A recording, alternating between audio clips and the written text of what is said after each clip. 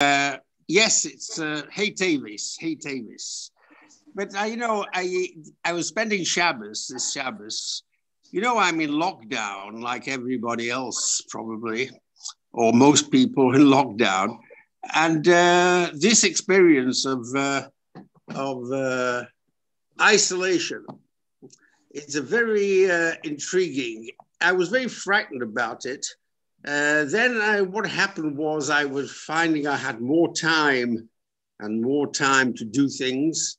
And then I discovered that I didn't have time because I had many things to do. So one sense of freedom was overtaken by a sense of duty, giving shiurim and Zoom and writing and so on and so forth. And yes, Hey Tavis is a marvelous yontif to remember. But this week I was looking at the Deher magazine. I have a subscription for that, and it came through. And the editorial, let's say, of the Deher magazine sets an agenda which is not straightforward to listen to. Meaning to say like this: the whole story about a miracle, as opposed to avodah, has been an ongoing theme in Hasidus, Chabad particularly. There's reference there to people, the Rebbitzin of the Tzemach Tzedek said, yes, miracles were wandering on the floor, but nobody bothered to pick them up. Why? Because Hasidus Chabad, particularly with all the explanations we know, demands something more in a pneumius, something very, very inward and an inward introspection.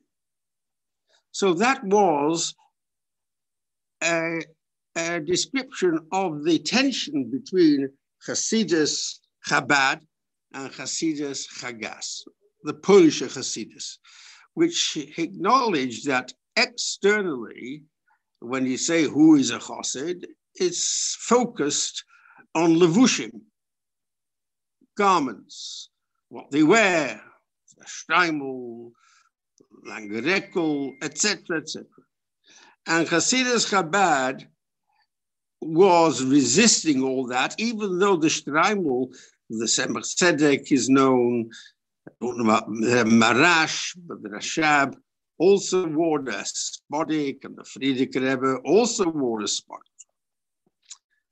And I must tell you, there was an incident that just came to my mind, that in London there was a certain individuals who thought that it would be very appropriate for the Rebbe to be awarded with a spodek. Spodek, he should wear a spodek. It was a particularly Yud Shvat or an occasion, the 70th year, whatever, 80th, 70th year. So they prepared a spodek. And that spodek was delivered to the Rebbe just before that occasion. And the Rebbe took the spodek, and probably, I'm not sure what the words he said, was something like, tach v'tach, tuaschein, appreciated, thank you very much. And that was, it lay externally, laid outside, it never came into question. The Rebbe was not changing. Now, that's a significant statement about the external vision, impression of Hasidus. And in this small essay in this Deher magazine, which you've probably seen, it's worthwhile subscribing to. There's a debate. Yes, what's the conclusion? Inconclusive. Yes, miracles are nice to impress people. Yeah, but you've got to keep on the void. And then you go backwards and forwards. So it's a kind of a tie. Nobody won this debate. So the idea of Hetevis being marked as a miracle is something which it has a point, so to speak. But on the other hand, the emphasis is very quickly reverted into avoida, pneumius, tachlis hakavona, dira betachtonim, appreciation of the Rebbe and all what he has done. So that is an opening remark, which is worthwhile echoing, because this is an ongoing tension, and maybe it's supposed to be that way. I don't know. I want to go back to my very first Verbrengen and contrast it with this Hetevis Verbrengen of today. And that, my very first Verbrengen, which I may have shared with you, was in 1953. Now, don't count the number of years, it's a long time ago. It took place in a converted Gothic architectural church to a synagogue called Adas Yisrael. And the rabbi there was Rabbi Yitzchok Dubov. We were Talmidim of Manchester Yeshiva at the time, and we were invited to come and join this Verbrengen. Well, to those who are, if there's any people from Manchester listening to this Verbrengen, they'll recognize an address. It's called Waterloo Road, off Cheetham Hill Road and off Merry New Road. So I've given you the location where it took place. It was known as, euphemistically, as Klein territory. So if there's any Kleins in the audience, they'll be able to react favorably or negatively, however they feel.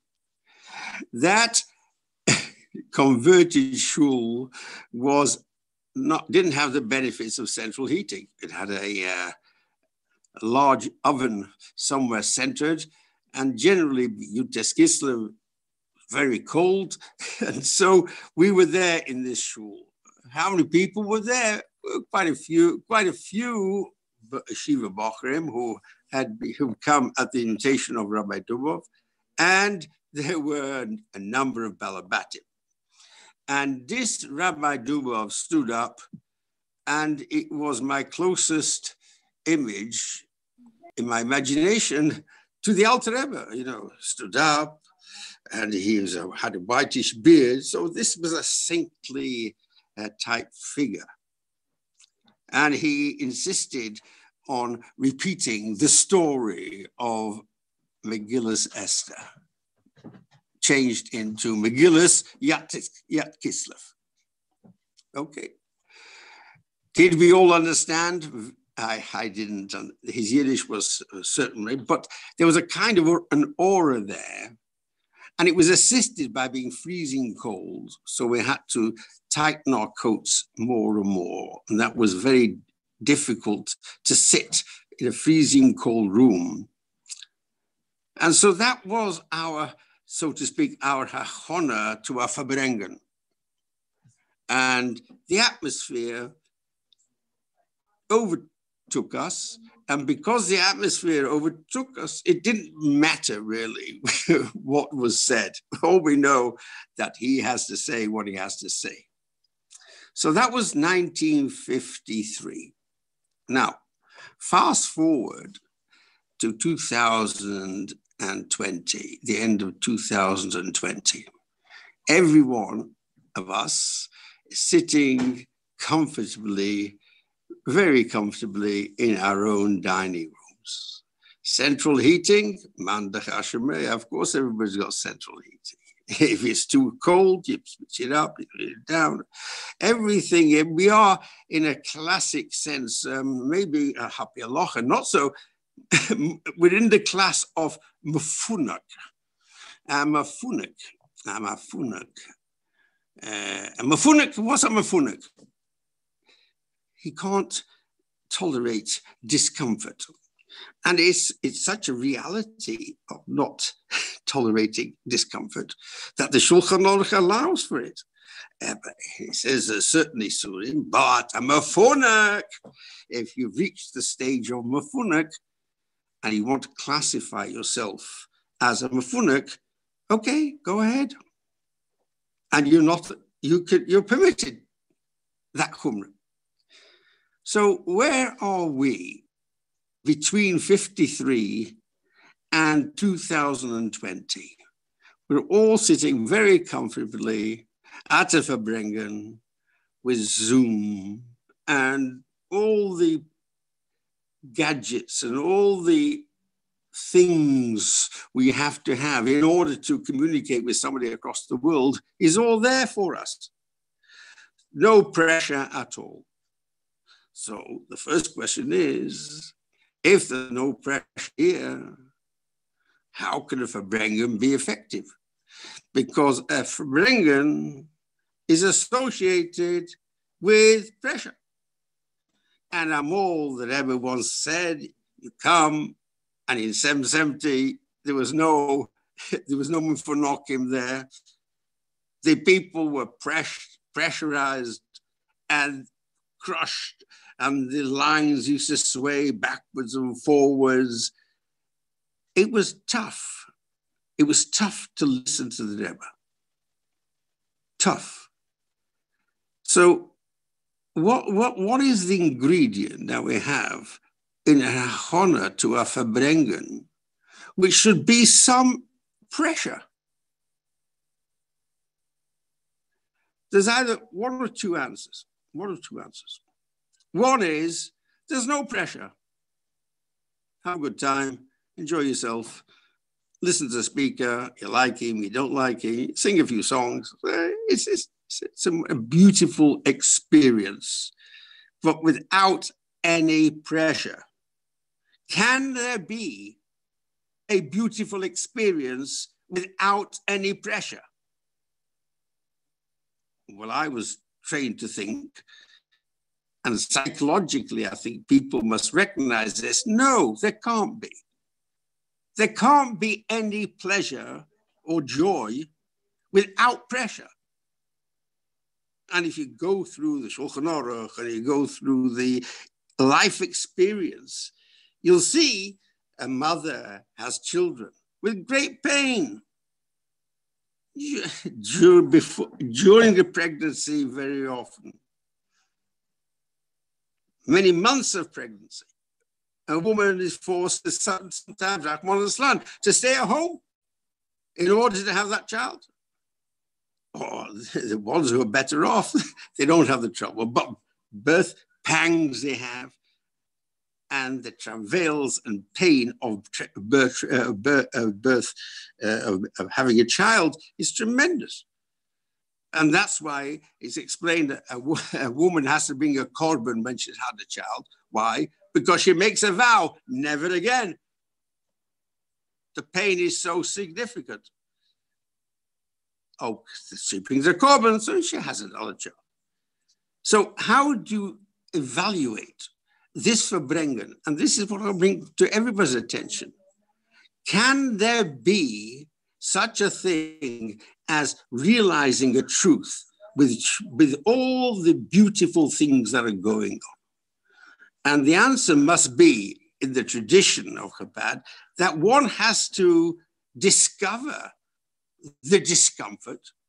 One has to try and find what is discomforting. Well, to any sensitive person, the first discomforting aspect which comes to light is that if I'm in a state of constant comfort, how can I acquire? So it causes that a person should have a feeling of dissatisfaction. And that feeling of dissatisfaction is very real. And the more real it is, the more chance there is that you'll have an effective Verbrengen.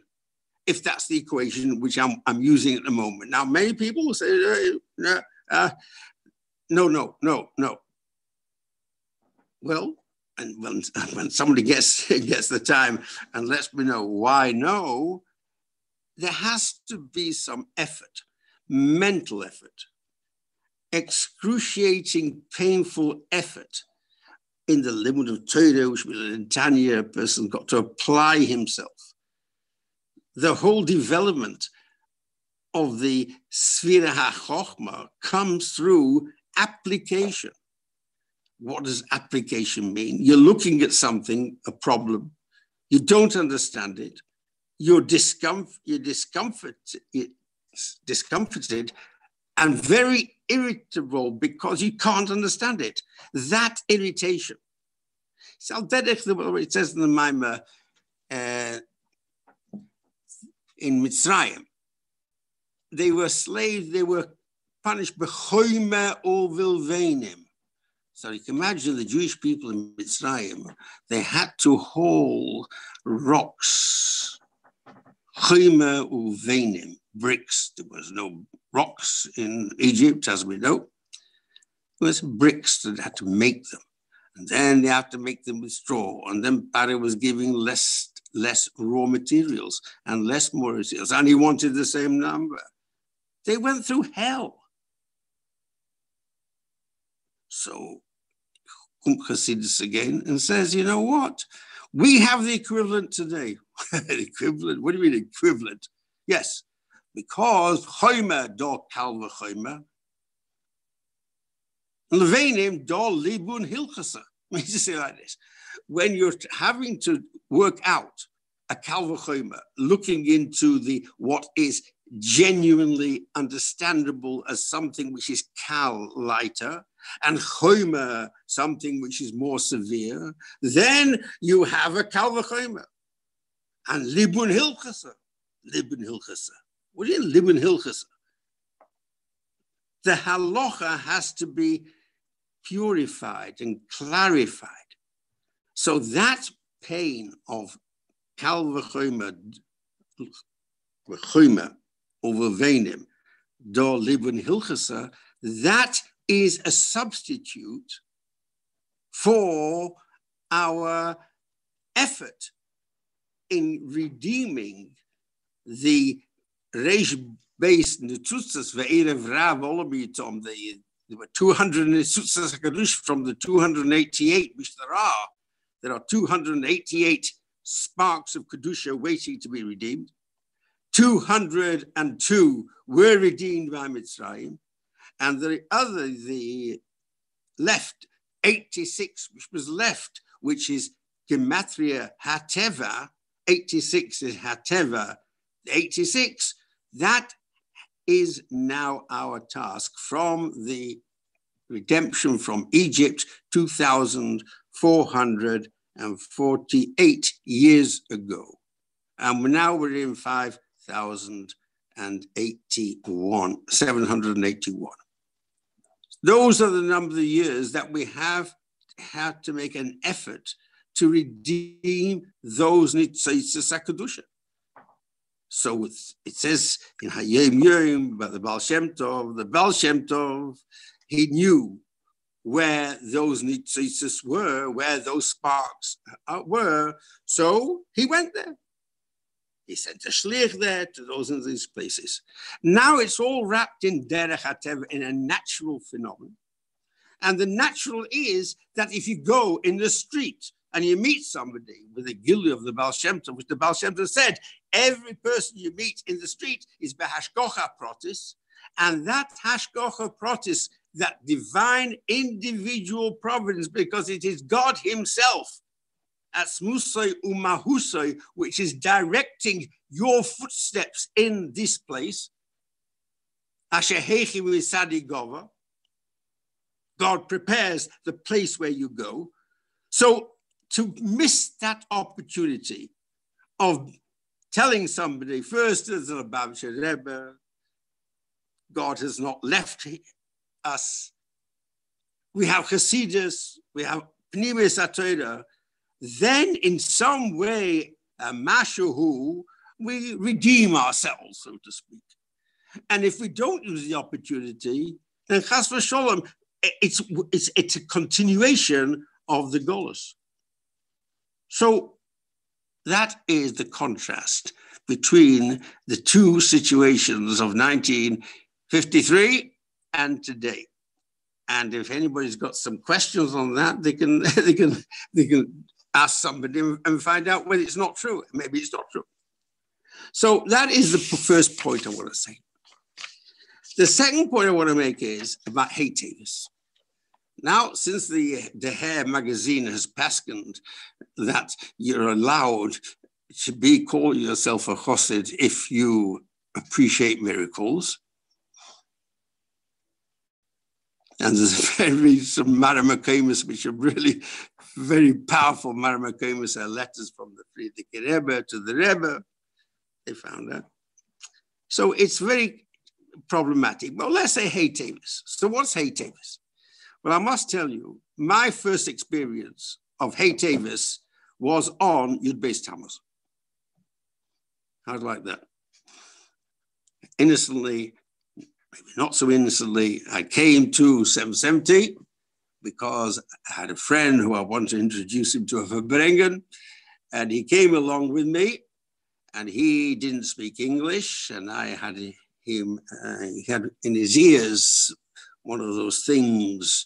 At those times, we didn't know, all we know is a thing. That was the beginning of something which has dawned into full fruition today. And he was listening. And in the middle of the Verbrengen, the Rebbe went, I've got no word for it.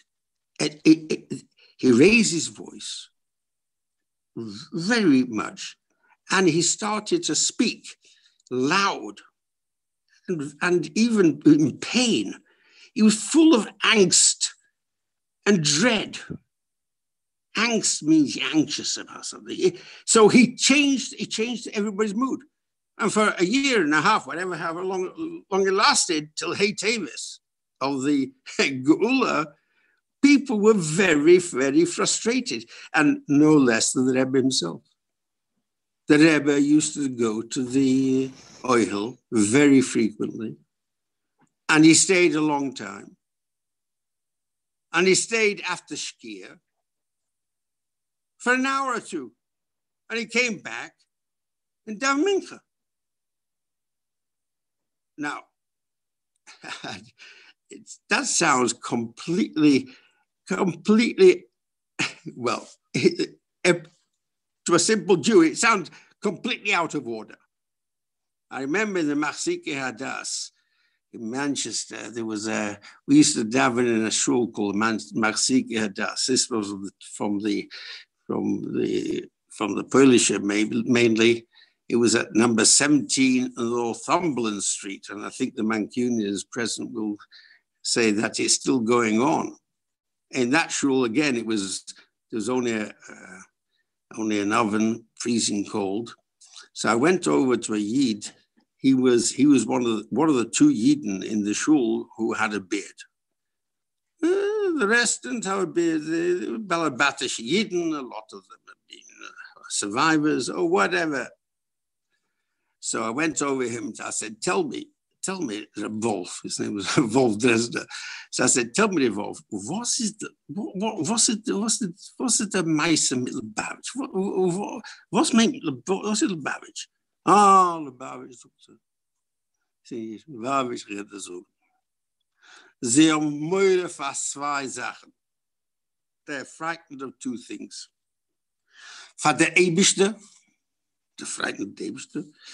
And second of all, they're frightened of Shkia. He was a Belzer Chossi Grade. So I don't think it ever says, Lubavitch, that was his summation. So now you start to think like this. Shkia was a very, very strict practice. And then the Rebbe goes to the oil and comes back. You know, everybody knows the basic, the Mishnah Berurah stuff. He was weak. He was faint. And this event, was a tragedy of greatest proportions to the Rebbe. There was another issue, by the way, to divert a second from that tragedy to another tragedy, which is a tragedy to those people who know of Mihu Yehudi. Ben Gurion in 1953, it says in the state of Israel's, they have no written constitution, but they said every Jew has a right to come back and live in Israel. That was it. So after a year or two, there was challenge because there were people who said, I'm Jewish, but they weren't Jewish. Oh, so the question came up, who is a Jew? Who is a Jew? You have to define it. So Ben Gurion, by the way, wrote to 100 wise men around the world, including Einstein and the Lubavitcher Rebbe, and you name it, they're all there. Give me your definition. So the Rebbe wrote back, first of all, a very brief letter. He says, a Jew is a person born to a Jewish mother or converted to Judaism al pi halacha. Yours sincerely. 2-lined letter. Well, Ben Gurion wasn't looking for that. But he wasn't upset because the next day, the Rebbe wrote a second letter. And what was the second letter? He wrote a second letter. What was the second letter? I answered you on your letter as to who is a Jew, because that is the fact. Al pi shulchan aruch. Now, if you want explanation as to why I say that, he wrote a 3-page letter. A 3-page letter explaining why. That was the problem of Mihu Yehudi. And for those people who don't know, and I think everybody should know, that problem has not been resolved to this day. Because the political parliament ruled that they would legislate as to what is a Jew, who is a Jew, and they said a Jew is a person who's born to a Jewish mother and converted, full stop, omitting al pi halacha. When that legislation went through, for years and years and years and years, the Rebbe had gestürmt. He gave him no peace. That was and it's still to this day not resolved. So there were crises in life, in the Rebbe's life, and this crisis of Heitevis, which came from what people call, as an American expression, from left field, out of the blue, ridiculous. So there's no words that can describe it. And that sentenced the Rebbe to a punishment of 1.5 years. And then, soft called soft, there was the Heitevis, the great victory, which everybody knows. Okay, it's a victory. So the Rebbe turns around and says, who? It's another limud God. Whose fault? Blame. You know the name, the blame game. Everybody likes to blame somebody else. So you said, don't feel bad, because this is what Chava said at the very opening moments at 3:00 in the afternoon on Friday afternoon, when God asked, why did you eat from this fruit? He says, it wasn't me, it was somebody else. Blame. I don't know whether you're familiar, but there was a great psychologist called Abraham Maslow. And he was lived 100 years ago. And he said like this, why am I talking about psychology? Heitevis. Yes. Listen listen, because everything matters. And he said a person needs, first of all, he needs to breathe. Then he needs to drink. Then he needs to eat. Then he needs clothes. Then he needs shelter. So Dr. Tversky, the psychologist from Pittsburgh, he said, you know what? There's another thing a person needs. He needs somebody to blame. And if you look into our own reactions, the Rebbe never blamed anything in anybody. The Rebbe blamed himself. He never addressed anything to anybody else because that was not the Rebbe. The Rebbe took responsibility without blaming anybody. That was the Rebbe's particular way. And in this case, he had anyone to blame. So what did he say? Oh, yes, there's something to blame. Someone to blame. Talking about himself. There is a sefer among the 104 Sepharim which were stolen. There's one sefer which is called, I don't know, maybe somebody is more knowledgeable, will be able to tell me exactly what it was, but it was from a Rishon from the era of the Chokrim.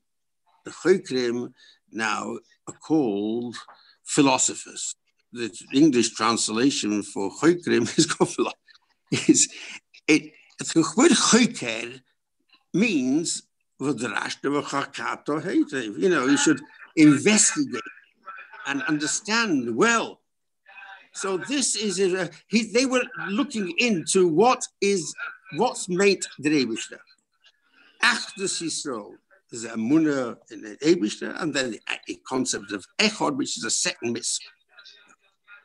It was a thin sefer, and it was talking about that. So a few enthusiasts went around, and they discovered the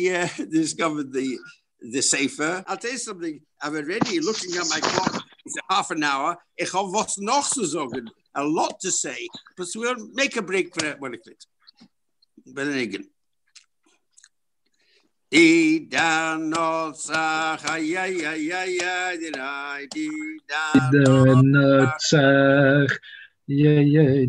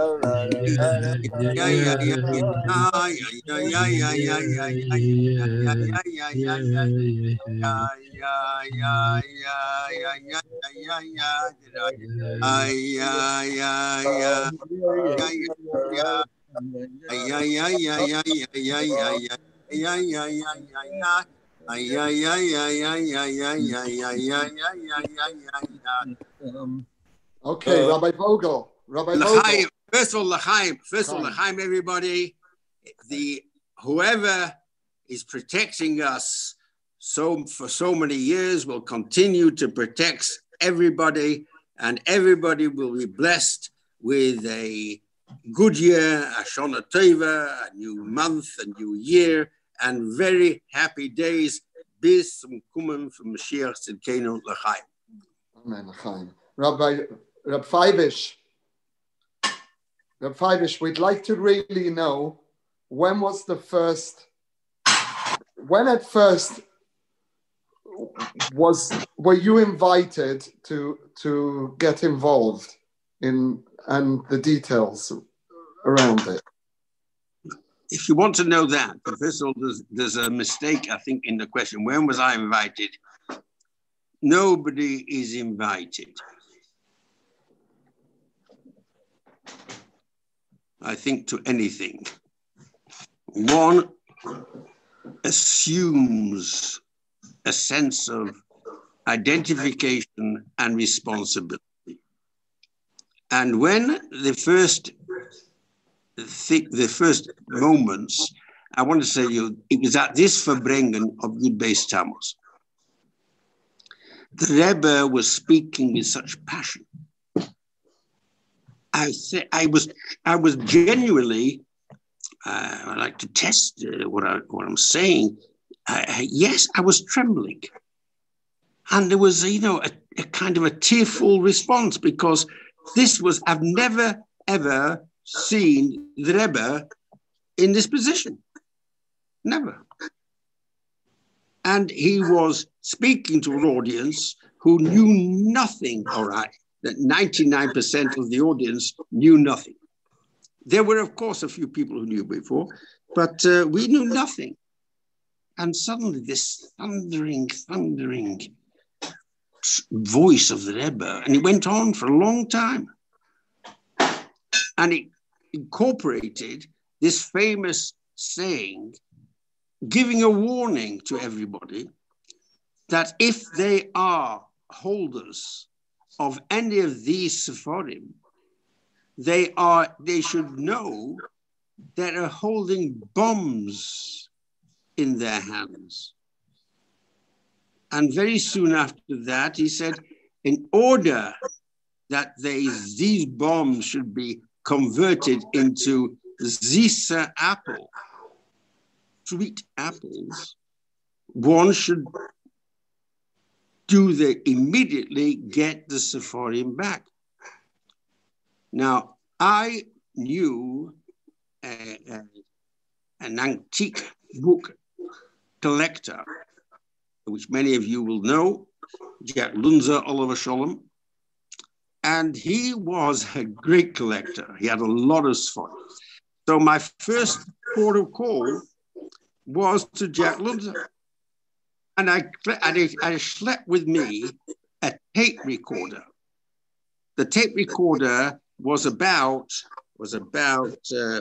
15 inches wide, 6 inches high, and about 8 inches deep.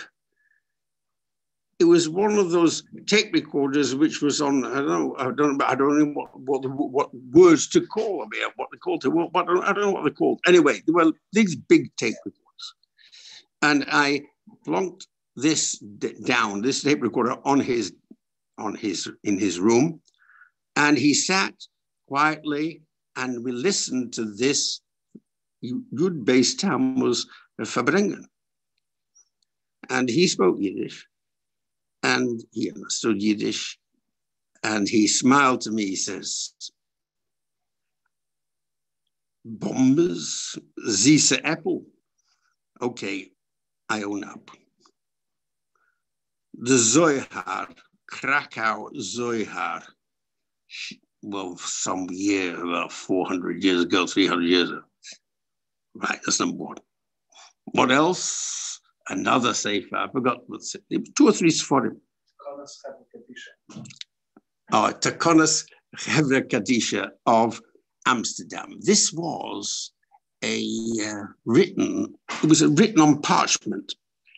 Amsterdam, the print was there, of course, but they had written the Takonas of Hevra Kadisha in Amsterdam on this format. It was a very, very interesting document. And he had that. So we arranged that I would come and pick them up, but first we had to get the money. So I would send a note of this. The holder of these sforim usually had an official receipt that they paid. In this case, the Zohar was $6,000. So that's a long time ago, but $6,000. So he's got a receipt for $6,000 bought from another person, okay? And this deaconess, I forgot whatever it was. And on Friday afternoon, I went down to the office in Hutton Garden, and he gave me arranged for the money to be sent to him from Rabbi Chodakov, or Label Groner was managing it at that time. And he gave me the books. And this was a very, very painful but highly unusual event. So he was holding these for him, and I took them back. And where did I put them? I put them in the top bedroom in a small closet at the top. And those two sforim grew into 4, into 6, into 8, and eventually about 30 sforim. And there was quite an anxiety, you know, we're sitting on these sforim, which all have been redeemed in one way or another. And here we were. In going through this experience, because I want to get to the Ikka, which I think is the Ikka. It's a little consequence to recall the exact details. They've been written in books. There's a book being written which talks about this and all the details. Everybody knows the story. And I think the moment is now for interpretation. What do we do with it? Further in this Der Herr, which is the first one I have on the description, there's Hamaisoika. Maisoika, ganze Maiso. They make a full article about Hamaisoika. Yeah, which is because the Rebbe was in Poil. Something good has got to come. And that's what the Rebbe said, if I go back to what I was starting to say, that the Rebbe said, yes, we are guilty. You know, there's a famous vort from Reb Mendel Futerfas. Reb Mendel Futerfas, he spoke for Brengens, and he's got a tremendous way about it. And I think many people will appreciate this. He says, Chotonu, when we say Oshamnu, Gadnu, Chotonu, there are 4 explanations as to what Chotonu means. When a person takes his right hand and touches it to his heart, and he gives a clap, and he says, "Oh, Shamnu, Baganu, Chotonu, was meter? What's he mean?" So he says the 4 explanations. One explanation is, Chotonu, we sinned? No, we didn't sin. That's the first Pirush. And he said, everybody goes through this rota. Okay, then there's a second Pirush. What's the second Pirush? Chotonu, I sinned, but it wasn't me. It was somebody else. Chotonu, somebody else sinned. Okay. That's the second Pirush. The third Pirush is Chotonu, we sinned, but I must tell you, God, I must tell you, I'm going to sin again. I'm going to sin again because that's my nature. Until he comes to the 4th level of Chotonu, which he says, Chotonu, it wasn't somebody else. There was a sin, and I'll sin again. And he goes through the barrier and he says, Chotonu, I sinned, and I will never sin again.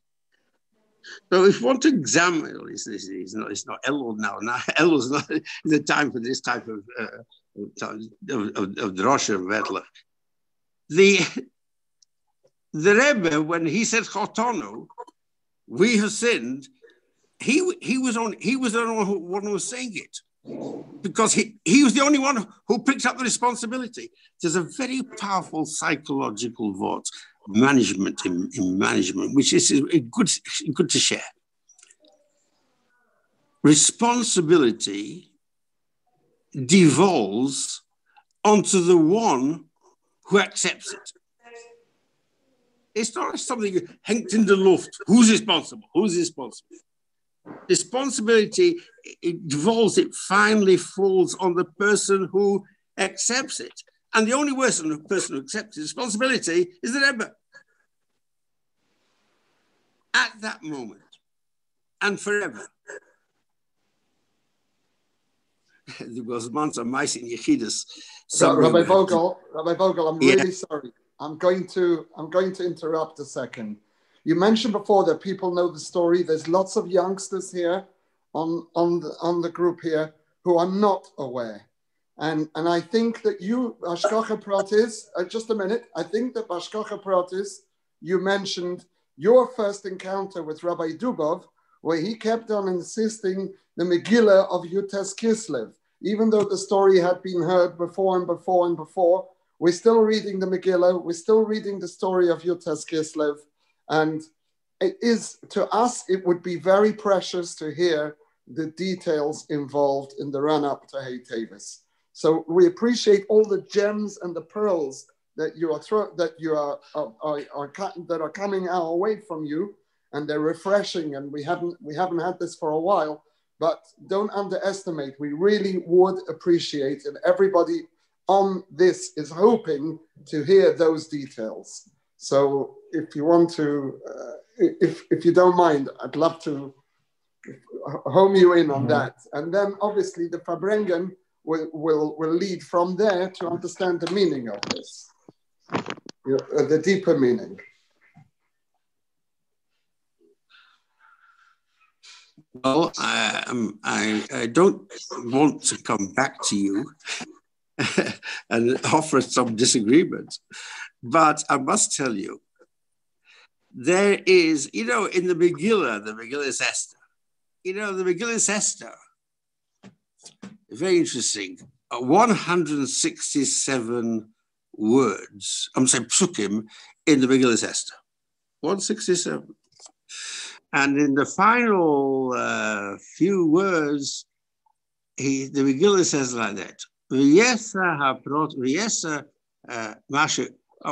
Is any person who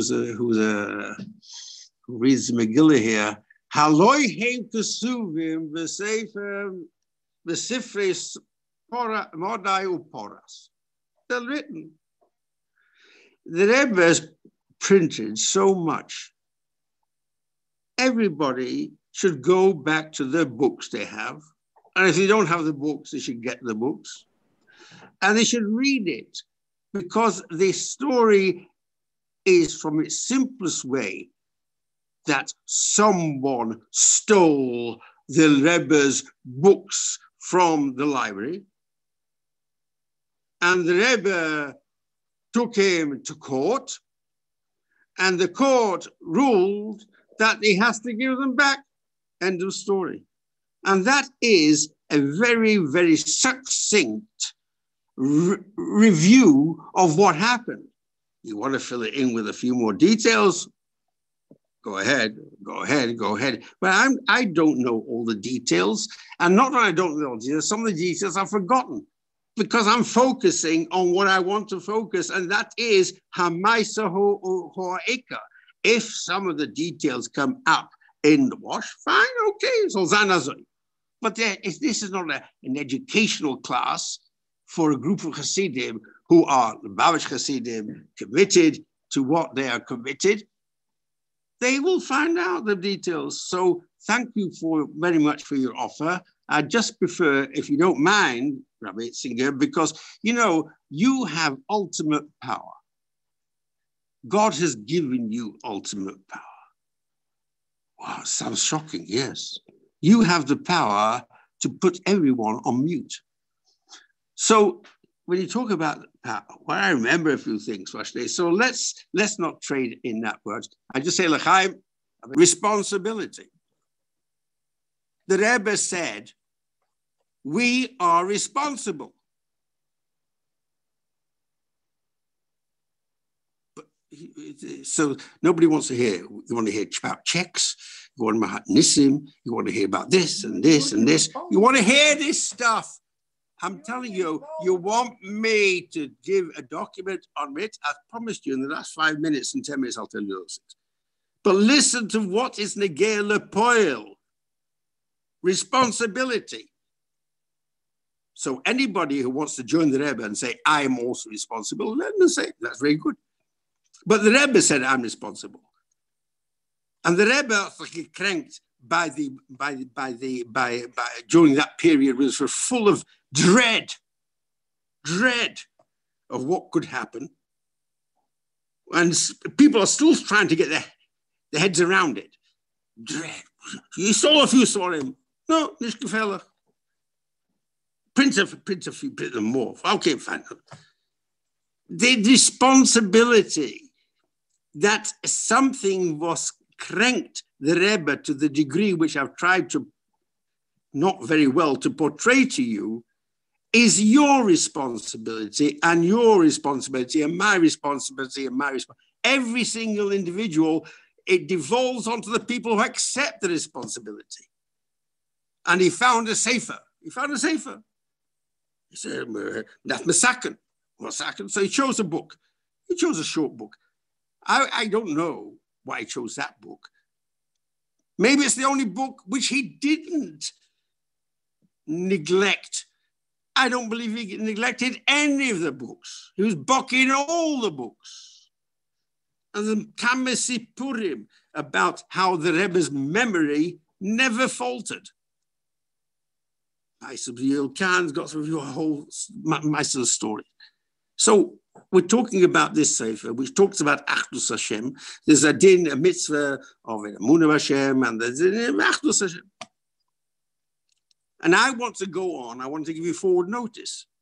I want to go on to talk about the printing of a new book, and that is called Social Vision. And this book needs to be spread out. And it is being spread out a little. And when the Rebbe said that this is from the Sefer, one of them, he found out a thin Sefer. What's the Sefer? Anybody know? It's the Oira. Torah was something. Very thin book. Achdus Hashem. You know Achdus Hashem. I heard from Rabbi Duva once. He said, when teaching us once about Likutei Torah, he said, Likutei Torah is not an interesting sefer because I read Perushim on the Torah. There's Perushim on the Torah from Breishis, Shina Maisa, and Noach, Nochshen, Lech Lecha. Everything is got a story. It's a beautiful variety of stories. No, but hate Tom in the Likutei Torah. You start with the Likutei Torah, so you learn the Likutei Torah. And what's it talking about? Achdus Hashem. Continuity. Noach, Nochamo, Achdus Hashem. Nochamo, Lech Lecha, Avada. So it's a boring book. It's a boring book because it's talking about one story only. Rabbi Vogel, are you talking about Derech Emunah, the Kuntres Derech Emunah? Yes. Thank you. Derech Emunah. So what do you think is in spelling out what Hey Tevis means to us, what it should mean to us, what it meant to the Rebbe, that this Derech Emunah here, so he had it printed. I read it, we bought it, I read it. There's, if you compare that with Derech Mitzvah, for example, there's no comparison. Derech Emunah. So the responsibility, it's not someone else. It's the Rebbe said, I am responsible. I don't know, whatever it is. So here, this is a Meiser, which is the real Meiser. Not about checks of $140,000 made out to Michael somebody in Switzerland. It's not, of course, when you mention $140,000, it's got a glamour of its own. Aber nicht das redt mir Hey Tevis. Rabbi Vogel, Yes. Not the checks. It's when to hear you say how you felt at the time when listening to the Rebbe and you'd base Tammuz Mem Hey. That's a very real thing to hear. But what we would love to continue to hear, not exclusively, is what was the Rebbe's responses or any interaction that you had with Maskiris when you were purchasing or receiving these books. This is not checks. Okay. This is okay. I'll take your point. So, by the way, who am I speaking to? My name is Shaul Wilhelm. I'm in Oslo. Oh, Shalom Aleichem. Aleichem Shalom, Rabbi Vogel. Right. Okay. The story is like this. As these books were coming, it was Jack Lunzer, basically. Jack Lunzer had an acquaintance, more than acquaintance. He was called Michael, in Switzerland. And he had a collection of Haggadahs, supposed to be the most wide collection, important collection of Haggadahs in the world. And he had purchased a book, Haggadah. The Haggadah from, what's that Hungarian town called? Scholl, do you know? Remember the name? Whatever, you'll come to me in a second. So there was a Haggadah printed in that Hungarian town, and it was, I think, on vellum, on parchment. Kitsia, yeah. It was a Kitsia. The Kutsi Haggadah. Huh? The Kutsi Haggadah, I think it's called. Kutsi or Kitsi? I think it's Kutsi. Whatever. Yeah. Whatever. Okay, that was a Haggadah printed, and this Michael had it. So I found out that through Jack, I found out that he has this Haggadah. So I phoned him up, and I didn't know him personally, but I said, I believe you have a Haggadah, and this we Rebbe would like to have back. He didn't like the way I spoke to him because I was a bit brusque. Not intentionally, I didn't know him. So he said, so he told me, yes, it's good. So how much is it? It's $140,000. So fine, I put the phone down, and then I phoned up Label Groner, and I told him this Kutsi Haggadah is in the hands Flersheim, Michael Flersheim, Oliver Scholl. And he had this Haggadah. And I said to him, it's 140,000. So then Rabbi Chodakov mixed in. I still remember it very vividly. I was sitting on my couch, and there's a phone call comes through, and he says, "Dort sprech hier sprecht." You know, half German. Half German. He sprecht Chodakov, and I'm sitting now with a checkbook on my table.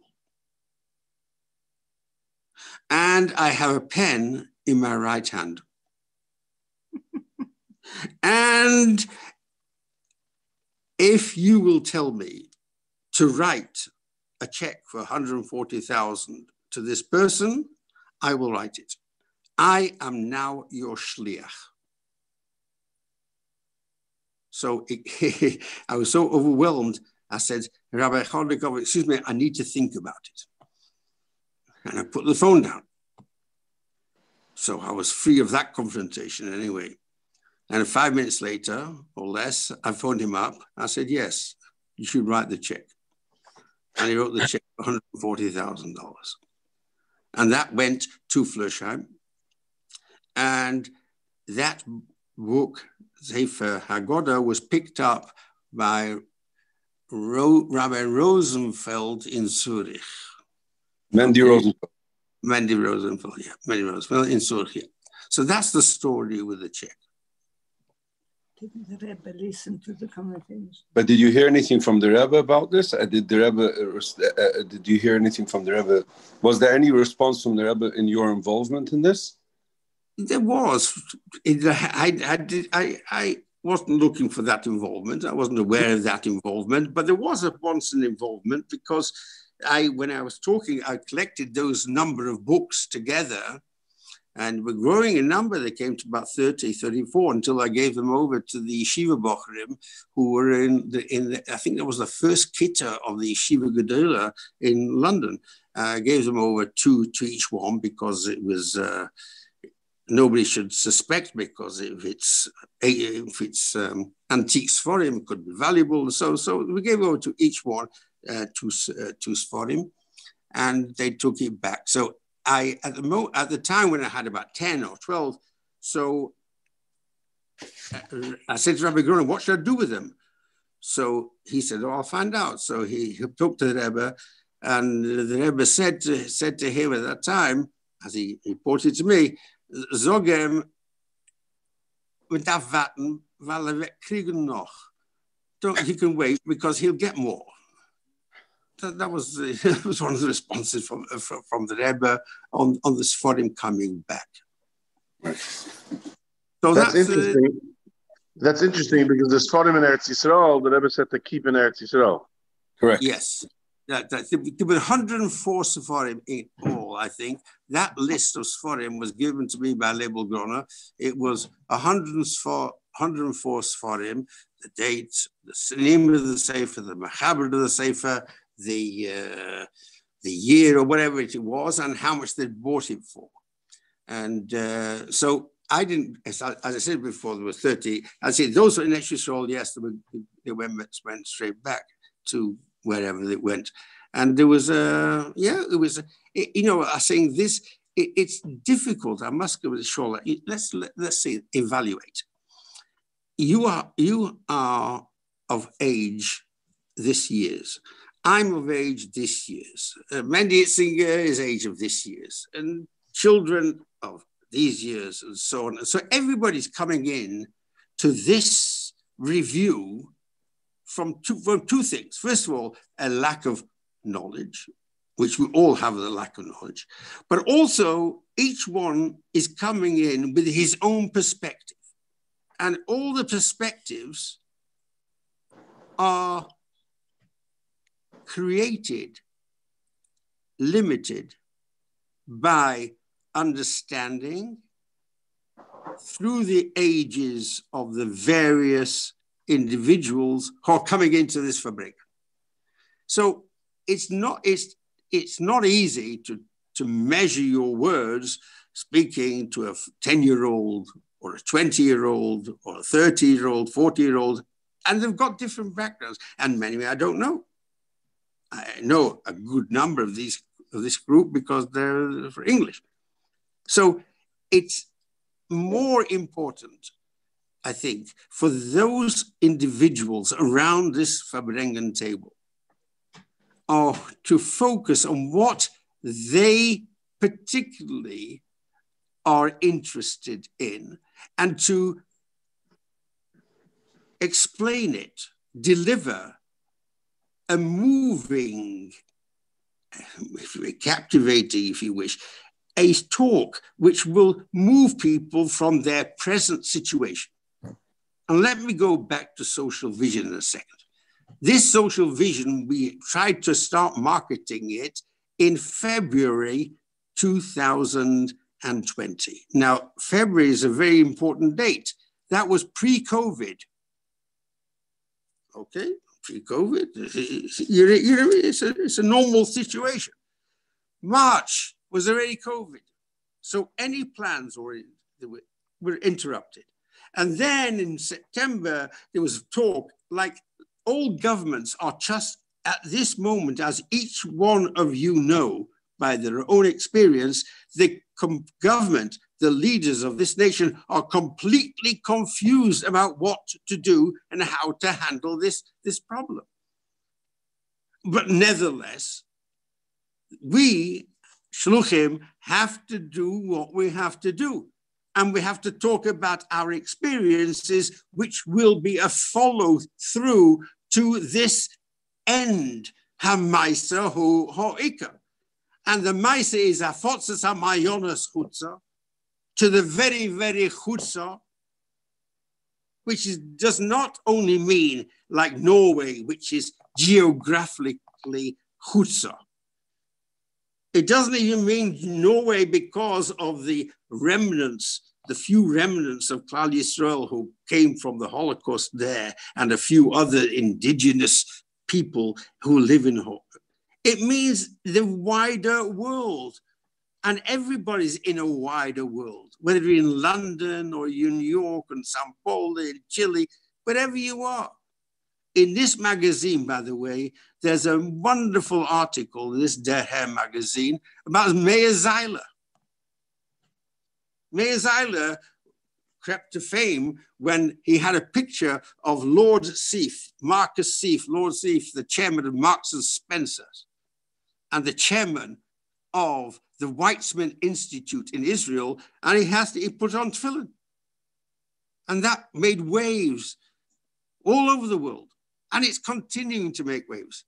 And I mean, personally, in a situation just now when I am aware or know of some of their relatives, which has from Friday night when I read it, and now it's Motzei Shabbos, I have to do something about it. So the waves are being made on Maisa Ha'ika. And this Maisa, which was started, by the way, just by the way, 3 or 4 years ago, with an English Talmud, his name is Rabbi Nehemiah Vogel. He's not listening, it's Shabbos, so you can relax. He started to learn Hasidus with this Dr. Philip Wexler, who is the author. He happened to be in Rochester, in his position as in sociology, and he was learning with him. And from this grew and grew and grew to the state you have at this moment that I'm talking to you about social vision, authored by Dr. Philip Wexler. And we are trying to spread it out. And as I said to you, symposiums have been made. There's going to be a major symposium in January based out of New York, but it means nothing, New York, because you're in touch with everybody around the world. And this is really going around the world. And it's a book which I'm going to show you on a picture now, if I can get the picture onto you. And this is the book. What is it about? That's the book. So now everybody has seen the book. And it's available from Yechiel Wilhelm in Jerusalem the Gold.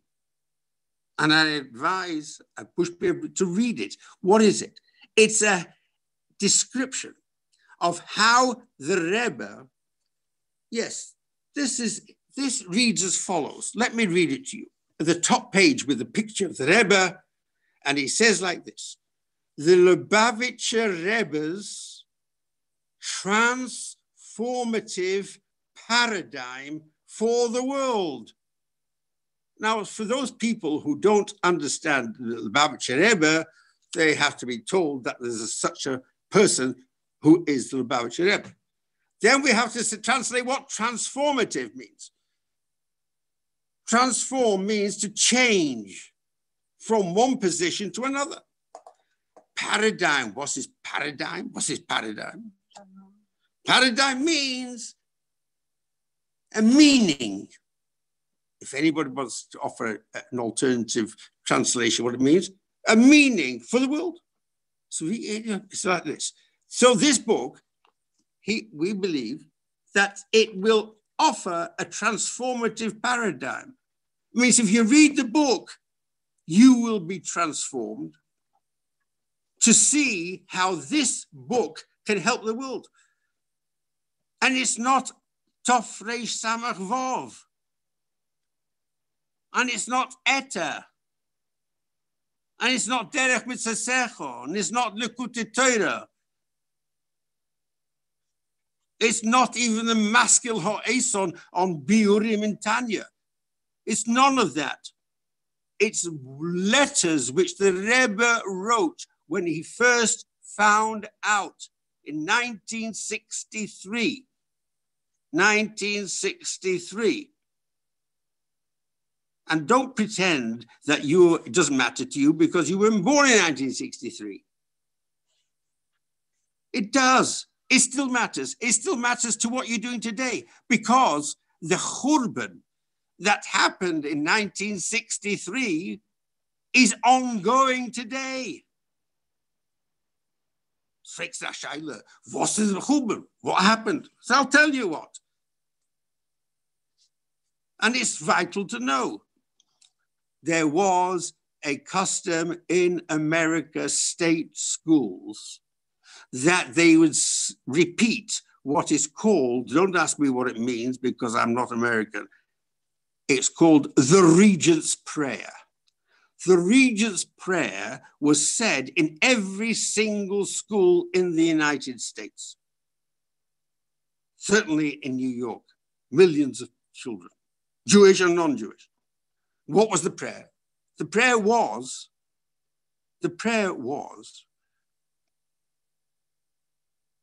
please God, I'll be a good boy, I'll behave well, God bless America. Something like that. It wasn't, the whole prayer lasted for a few seconds.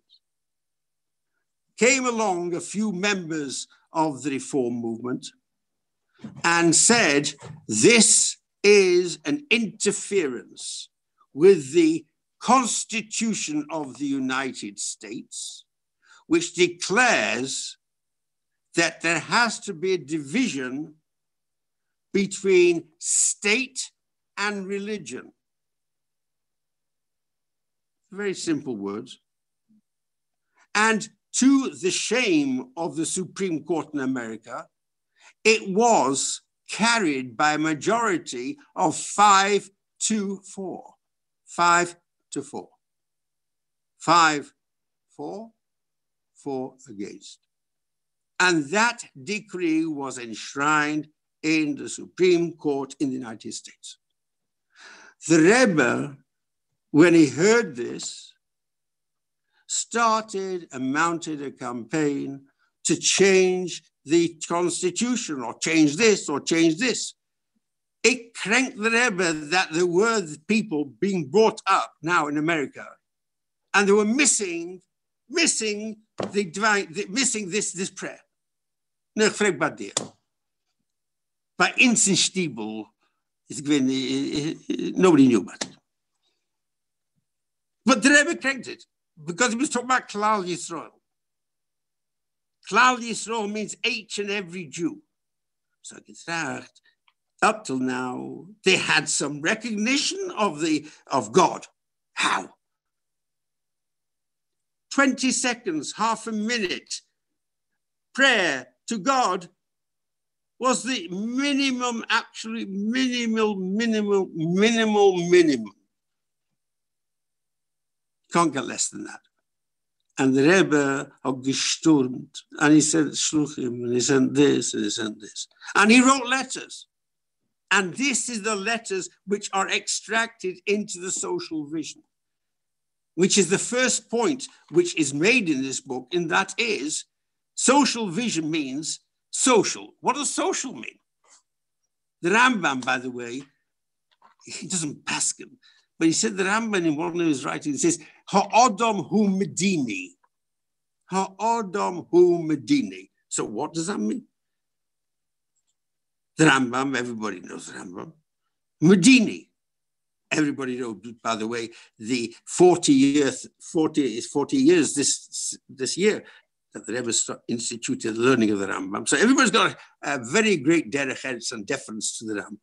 And he said, I'm not sure there's a lot, Ha'adam hu medini. A person is a social being, a social animal. What does it mean?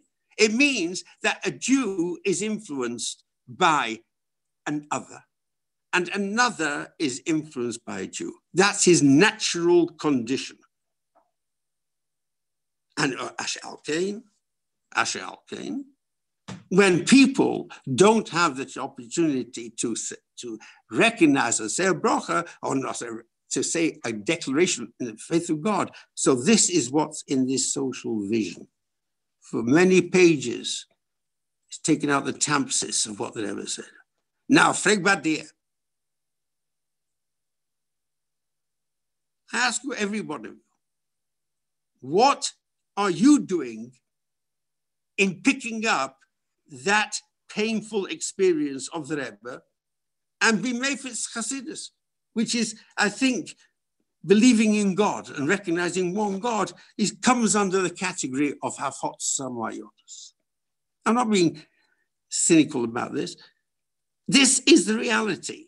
And if this is the reality, then how could you not put your hand and to help?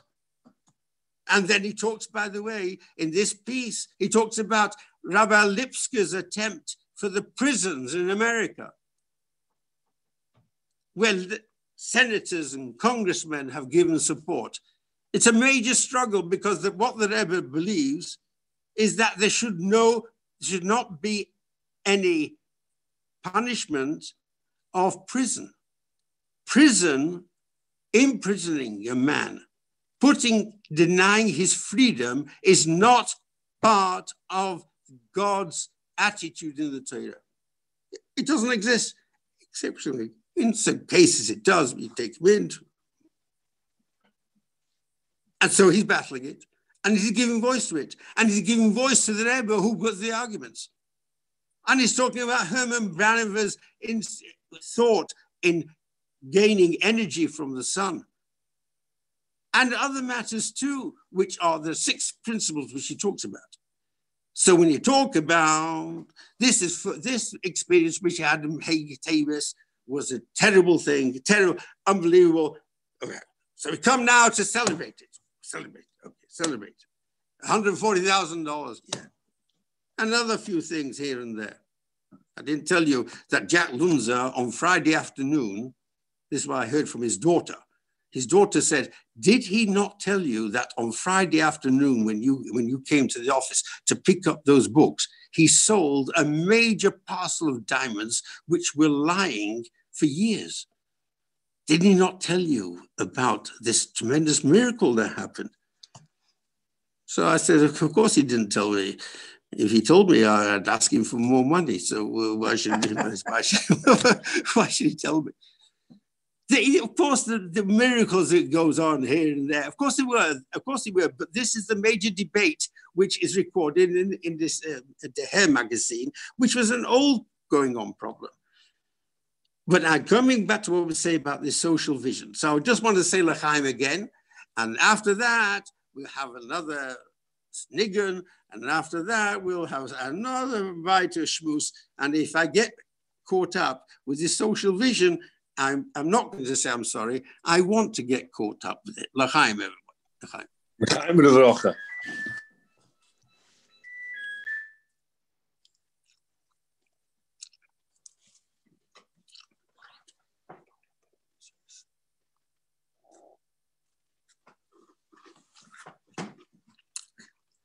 Rabbi Hitzinger, I thought you were in charge of the Nigunim. I will see it as another interference, so I'm lying low. You're lying low because you see it as an interference. Do you feel comfortable with that? Lead the Nigunim. Go ahead.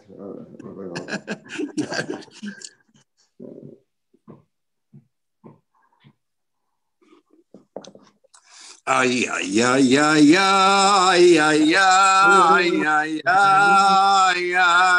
ay, ay,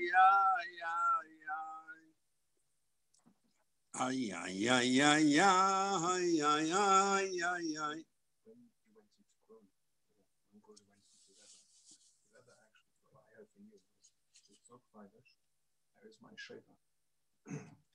I forgot. Harry is my Shreina. That's why I could use as my Shreina. Shreina. The Rebbe said you were my Shreina. They're not bombs anymore. That's what you told us. Rabbi Gessel, tell me, how does a niggun, a communal niggun, operate under Zoom conditions?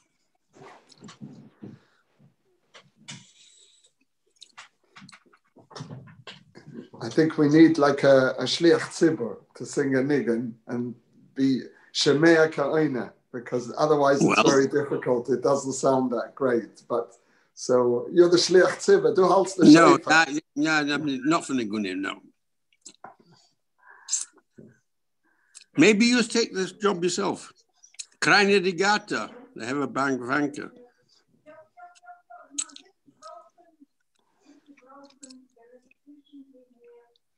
Any other volunteers? Who's this gentleman in front of me? Oh yeah, I can see. What's he called? Moshe Kessler. Moshe Kessler. Shalom Aleichem. Shalom Aleichem. Moshe. A guten Motze Shabbos, a freilichen Hey Tevis.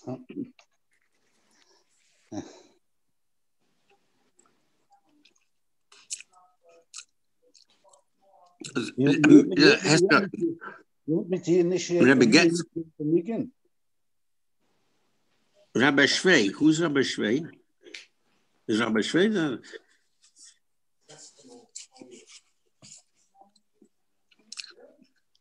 Okay.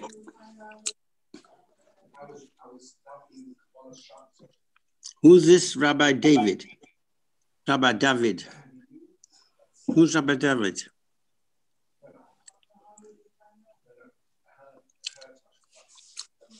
Modern verbrengen, verstees. Everybody can go on mute, and everybody can be muted, verstees. Is strange. Okay. Ay.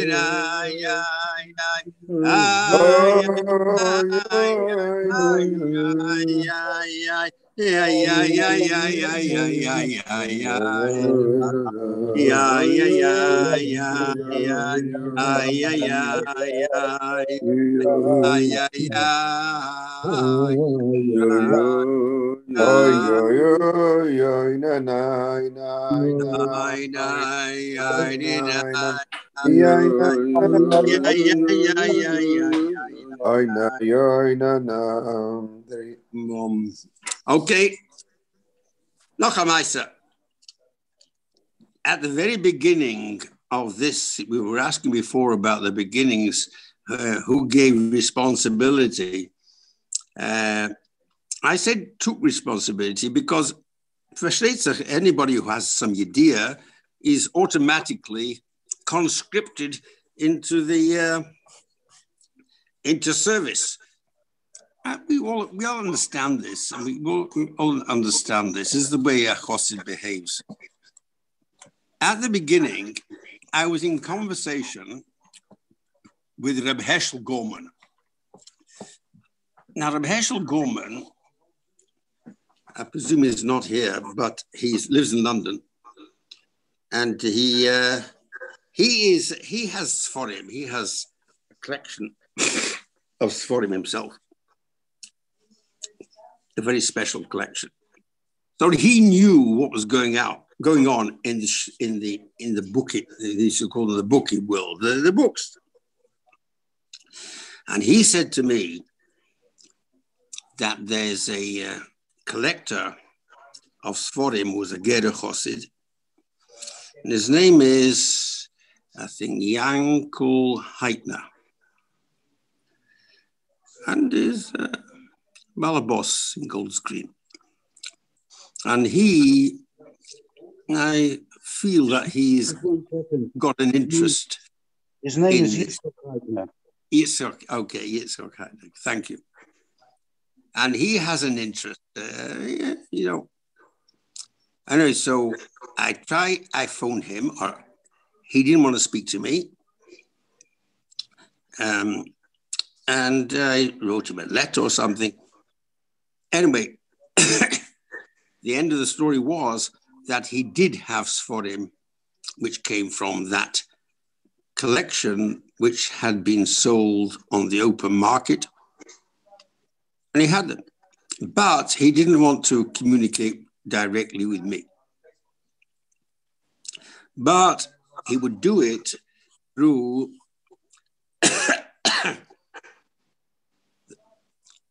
Dayan Yossel Padwa.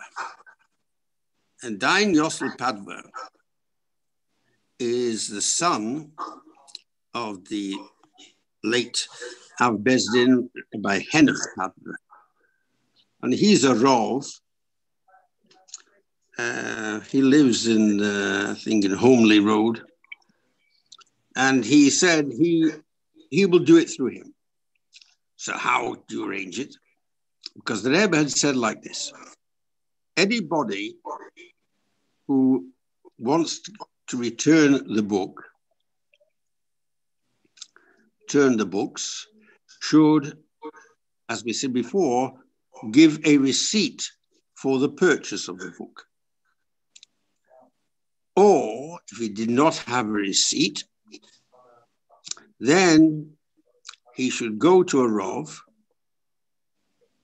and this Rav would give testimony that this individual applying to return the books, this Rav would say he's Nemon, he's a trusted person. So whatever money price he links to a certain sefer is acceptable. Okay. So I received from Dayan Padwa, I received one list, a second list, and each list had numbers for him and the amount of money that he had spent on this sefer. And at the end, Padwa would say, Nemon Olai, Divrei Rabbi Yitzchak Heitner, is Nemon Olai, and therefore is acceptable. So that came with a signature from, the list came with a signature from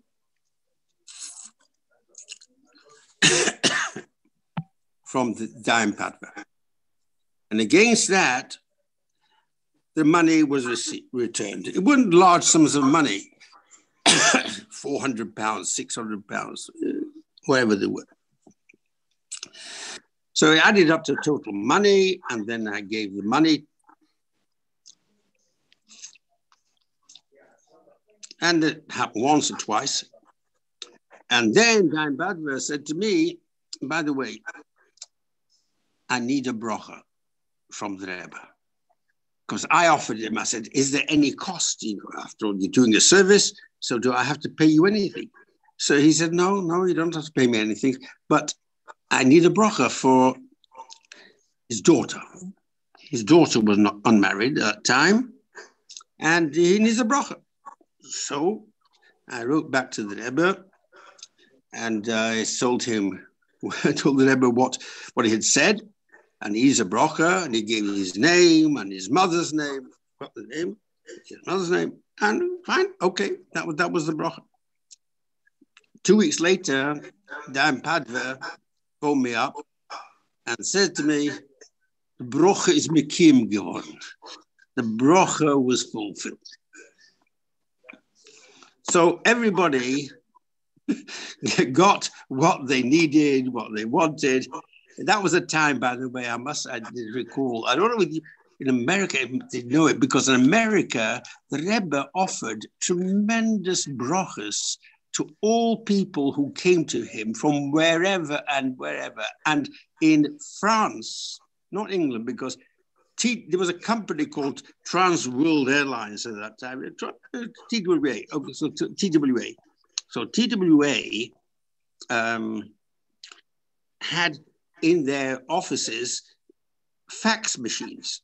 I'm not sure whether younger people know what a fax machine is, but there is such a thing. It used to be such a thing. In the prehistoric days, a long time ago, there was a fax machine. Sometimes a nest, a modern nest. I got one. It cost £1,000. £1,000 for a fax machine. It was a you know, I say you write something in here, it goes to America. Push it nissim. So they had about a dozen or 2 dozen fax machines in the TWR office. So Rabbi Azimov, Sholem, he approached them and they said, "Can I use these fax machines?" I said, "Sure, let's get this done." So he used, and there were hundreds and thousands of faxes being sent by the TWA fax machines to America for the brochas. And the Rebbe, when he went to the Oihel, he had not just one packet, but he had dozens and dozens of envelopes, large packed stuffed envelopes, taking people brochas. So the brochas, the opportunity to get a brocha for everything and anything it was like an open season. Remarkable thing. So that's why I say when Dan Padva asked me for the brocha, and he said brocha mekun geworden, you know, it was kamat certain it was going to be, because this was the currency. This was the currency. This was the currency which the Rebbe was using. Well, he still uses that currency. The Rebbe still uses that currency. That's the currency. No dollars, no bitcoins, no sterling, no francs, not even euros, nothing. This is the currency the Rebbe uses. You write to the Rebbe, give your name, your mother's name, and that is, he will give a brocha. Not by fax anymore, but by this oihel, you type it out. That is the currency. He's giving the same brochas. If you don't believe me, try it. You can look. It says it's a Mefurish. He gets a kodesh. Nimsa yesa yati mibechoyoi. Now, these are very, very serious questions which each person on Hey Tavis should particularly address. What does it mean, Yati Bechayehi? Yati Bechayehi.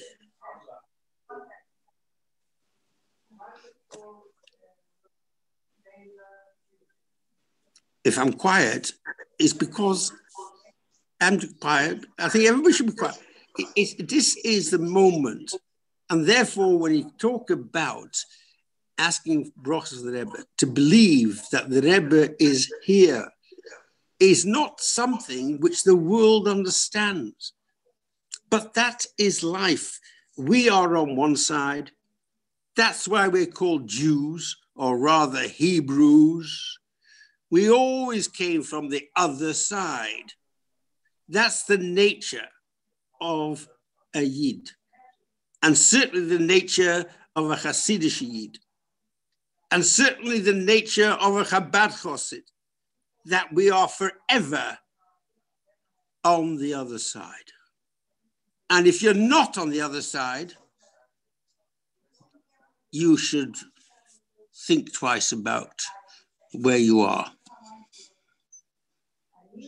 And unless it's demonstrated with a clarity and a certainty which the certainty affects the emotional will to devote yourself to what the Rebbe is doing. These are very, very sensitive areas in personal understanding of who we are and what we are. This is Heitevis. It's another reminder. By the way, talking about reminders, you know, Yutas Kislev in 1953 was probably the only Chabad holiday in the year. Yeah, Chayil. You know what Chayil is? People don't know what Chayil is even. Do you know Chayil? Well, something happened. Those festivals, Chayil or Yutas Kislev, used to be celebrated by the Rebbeim. But somehow, with the crowding of the agenda, suddenly the first Yud Shvat came onto the calendar and nudged and pushed away the attention to Yud Kislev. And then you had Yud Alf Nisan. Well, Yud Alf Nisan, Yud Alf Nisan, what is anything greater than that? So, as Peyvish states in the Sifrei Chasidus, that mocker in place cannot be occupied by two individual things. That's the law of physics. If I'm in this place, you cannot be in this place. And if you're in this place, I cannot be in place because we take up space. Now, these teachings, this in Hasidus, take up space. Yes, you take up space. You take up space, except when your space is not filled with your body, but it is filled with ideas. And if in the world of thought, in the Tzura, not the Chayma, the Tzura, there's room for more than one. Room for more than one, and more than two and three and four. So the whole of life is an adjustment where we move focus away from Gashmi into Ruchni. This is the Heitevis. And the fact that Rebbe mentioned it, it took up space. Of course it took up space. So in my calendar, there's no room because you got this, you got this, and you got this. You got 100, every day is a yontif. But as far as the Rebbe is concerned, he was totally wherever he was. Tzemach Tzedek says like this, Avot. Woman is, darf men sein. In Ganzen. Wherever you are, you must be totally. That's the one-liner. Woman is, darf men sein in Ganzen. Now, that's a tremendous challenge because when a person speaks to you and they've got a thinking, you're thinking about this, you've got to go shopping, you've got to this, you can't focus totally. You must have heard that in all these reports, which come out again and again, talking about the Rebbe, the first amazing point, which amazes the politicians, the Rabbonim, they sensed that when the Rebbe was speaking to them, he was totally there. No other concerns affected him. Nothing. Why? Because he was an enikul of the Tzemach Tzedek. And the Tzemach Tzedek said it. It means that he was it. Because you've got to think about the Rebbe in his own history. The Rebbe for 32 years, I don't know how long, 33 years, whatever, 40 years ago, in the biography which he wrote about himself, like he wrote about biography of the Alter Rebbe, the Mitteler Rebbe. He said, from the born this year, and from this year, from when he was 2 or something till he was 40, Lomad be Hasmoda Umatzliach. That's his total biography. That's not an abbreviation. That was absolutely what's happening. We don't know what he's talking about. Lomad, Hasmoda, Beshkida. It was a Shkida, Hasmoda, I'm not sure the difference. Lomad, Beshkida, Ve'etzliach. Finished. So what's the Mahus of the Rebbe?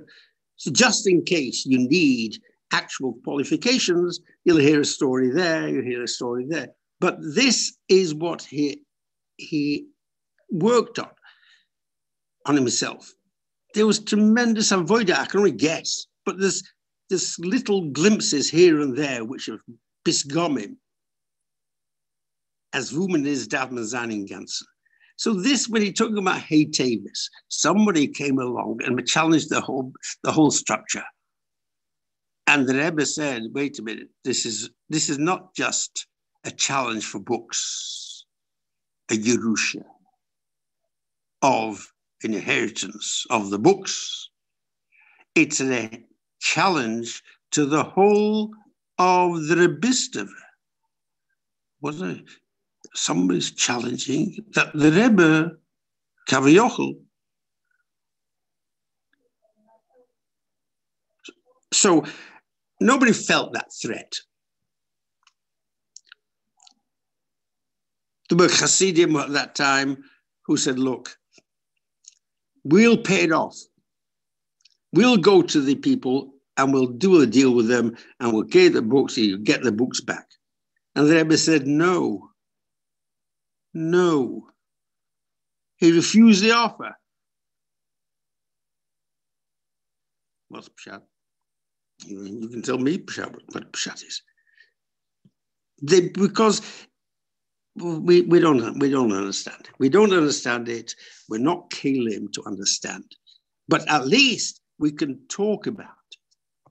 We can talk about it. And these are the things that are going on around us while we're struggling to make a living, to do our shlichas, to do this, and to all this, and to deal with the family and the children that grow up, and the shidduchim and panos. There's a million problems on everybody's table at every moment. So to focus for an hour or two on a Motzei Shabbos when it comes Hey Tavis, to see about what's going on here, it's difficult. It's difficult. I as a kid, we were interested in. I was a very small child. We were 5 years old, 6 years old. We were very interested because I was born in the wartime. There were battleships. If anybody knows what a battleship is, a battleship. So a battleship, they said like this: a battleship is cruising at say 20 miles per hour in the sea, and then it gets instructions to turn around. So it's okay, you turn around. So the first thing that happens, the battleship is going at such a tremendous pace for the battleship. It weighs hundreds and hundreds of tons. So going in a certain direction, so you could turn around. It takes him 3 days to stop. And then it takes him another 3 days to turn around.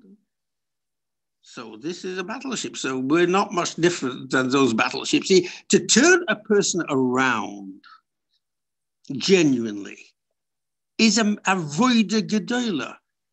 In fact, I'm not telling you anything new, because H1, if you look at yourself and you say you want to aim for alamo, once and for all, we're doing it. Aim for alamo. Famous words, once and for all. This never mekuyim, because there's no such thing as once and for all. You do a little and a little, and these are what the things are doing. And if I tell you, by the way, some chiddush which you don't know, And that is this book. There's a new ladies' seminary been opened in Israel 4 months ago, 5 months ago.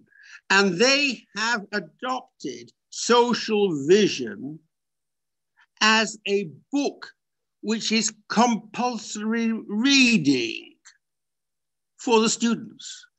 And I saw their copy of what one is supposed to, how one achieves it by learning this mimer, and so on and so forth.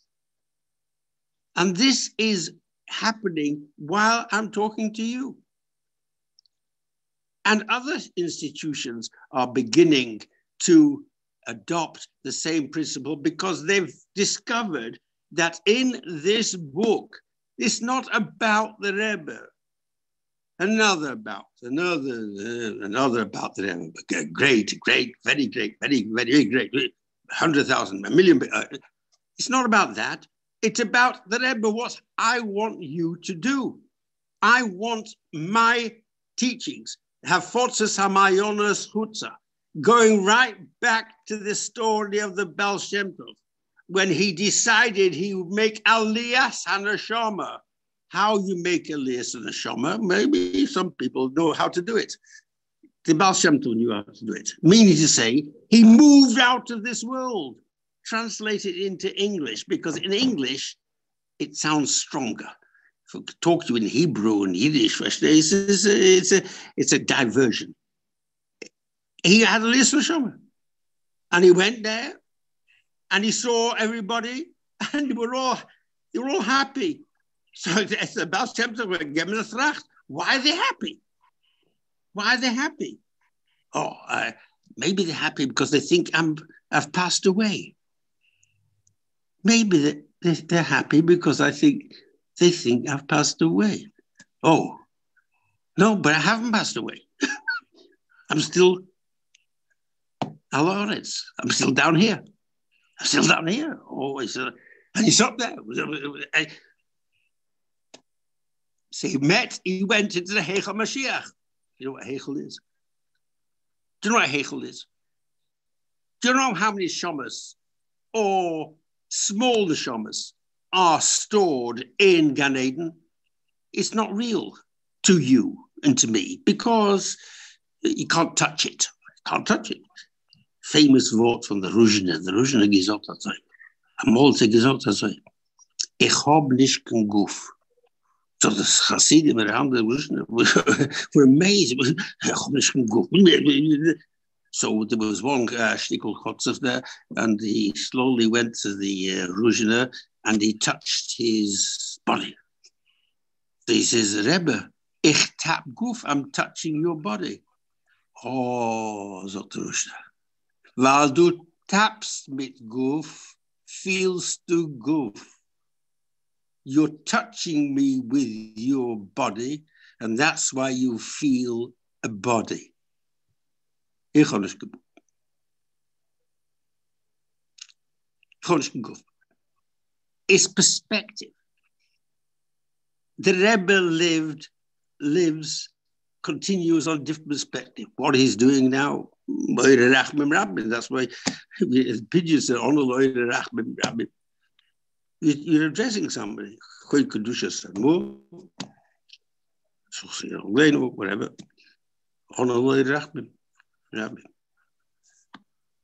So he's doing something.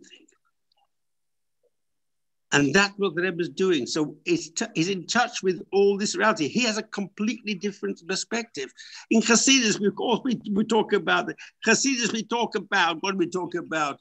We talk about Hasidus, we talk about, yesh b'ayin, he's a yesh, and ayin, and yesh, and so on and so on. This is Hey Tavis. Why? So why are we talking now? Because Hey Tavis, okay, Tavis and Gershoffen, he made a situation. You see, you have to believe, by the way, that God created this situation. He created this situation. Now, what does that mean? He created COVID, by the way, as well, just in case you're in any doubt. So the question is, what do you do? So first of all, so those four excuses you can't say, because you say, I'm not COVID. You could get COVID.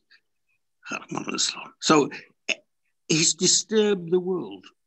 Never in the history of mankind have 8 billion people been touched by a godly message. Okay, it's not godly. So the Muslim says, oh God, yeah, God. But they've been touched. Oh, they know they've been touched. And it's a call. So this is Hey Tavis. Hey Tavis is a Yom Segula. What does Segula mean? For heaven's sake, what? Translate the words. What does Segula mean?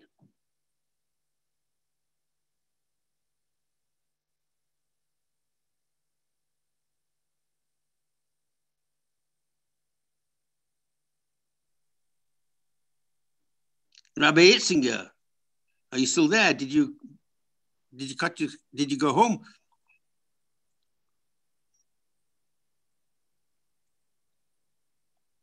This is a model which says, in ordinary circumstances, if Rabbi Itzinger was standing opposite me, I could speak to him. He could not answer, and I could give him a tap on the shoulder, and maybe he'd answer, maybe not. I've got no choice. Mute first. So this can't be a futuristic picture of the Gan Eden. In Gan Eden, you say, is there any interaction between the Shabbos? I don't know, from the stories about Shabbos, it sounds yeah. But here, for says, we're not up to this Gula. So Rabbi Itzinger refuses to answer me. Okay. That's the story. So let's say L'chaim and Nochamol resolve that the Rebbe is still with us, and the Rebbe is watching over us, and he's waiting for our reactions. So if a Poshet Yid like myself comes and say, you know what, I've got a new book, and you know what, there's however many people are at this Verbrengen, nobody can say they didn't see the book, because I've shown them a picture of the book. And this is a book which is about the Rebbe saying what he wants to do in Hafotza Samayonis Chutza. Means to say, Elakus, Getlichkeit, should be influential in not just analyzing the emes in each thing, but direct that nitzus, HaKadusha, which can be directed in the ways of his kavona. L'chaim, everybody. I don't know whether I'll tell you Maisa. Okay, genug Maisa. L'chaim, everybody. L'chaim. Hi.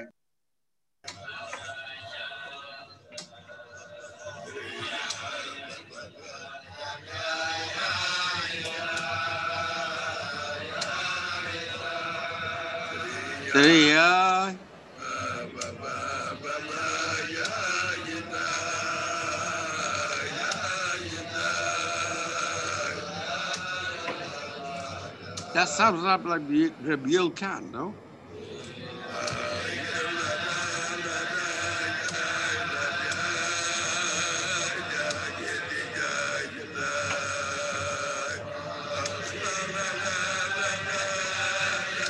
Oh, ya baba mo, ya mama.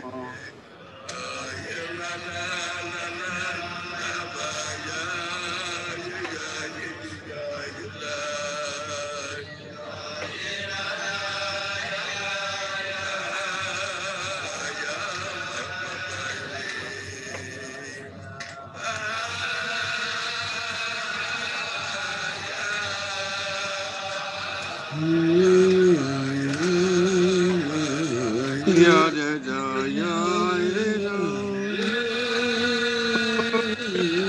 ya ya ya